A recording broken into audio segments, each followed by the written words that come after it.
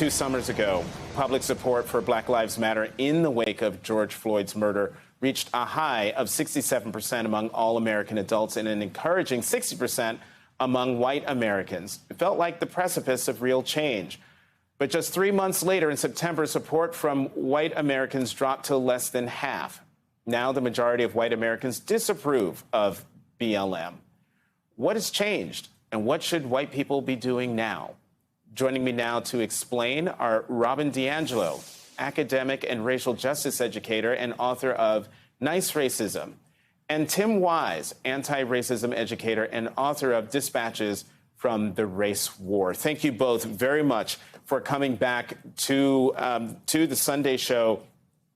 It's been 2 years since the murder of George Floyd kicked off nationwide protests and a surge of white support for criminal justice reform. Why do you think the approval has swung back to disapproval? I'll start with you, Robin. Well, the white racial awakening that was ignited by the events of the summer of 2020 was a critical first step. You can't address a problem that you can't see or you misunderstand, but it is only a first step. And if it isn't sustained through action, then that awareness is functionally meaningless. And unfortunately, the status quo of systemic racism is comfortable for most white people, and that engenders complacency. And then you have the backlash that was also pretty immediate, and that drumbeat of replacement theory and critiques of critical race theory and so on. And many white people are very susceptible to those messages. So it's that complacency that is built into the system. Mm-hmm.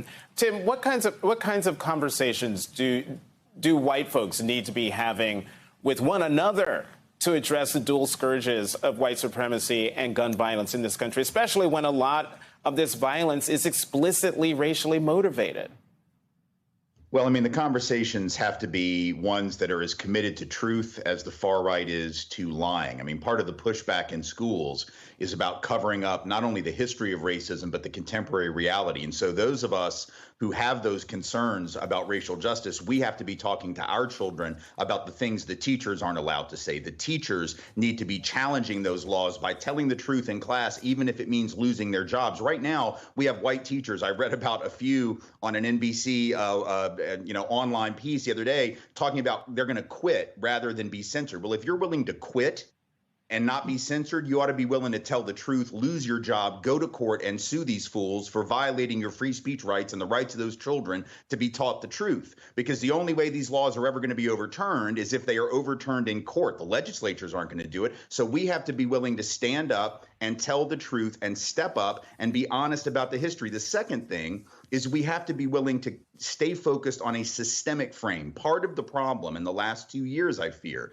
is that a lot of the conversation, especially among white folks who were new to the work, God bless them, but when you come in new, when you come in hot and you've got the amp turned up to 11, so to speak, and the flame is burning high, it's real easy to get judgy about the other white folks who aren't quite there yet. And it's real easy to say, you've got privilege, you've got subconscious bias that you need to get in touch with. Understand, whatever privileges and biases white America has were taught to us by a system of inequality. And we have to be challenging the policies, the practices, and the procedures that maintain that, rather than just attacking other people on Friday about some stuff that we just learned on Monday, figuratively speaking. So we have to take a long view.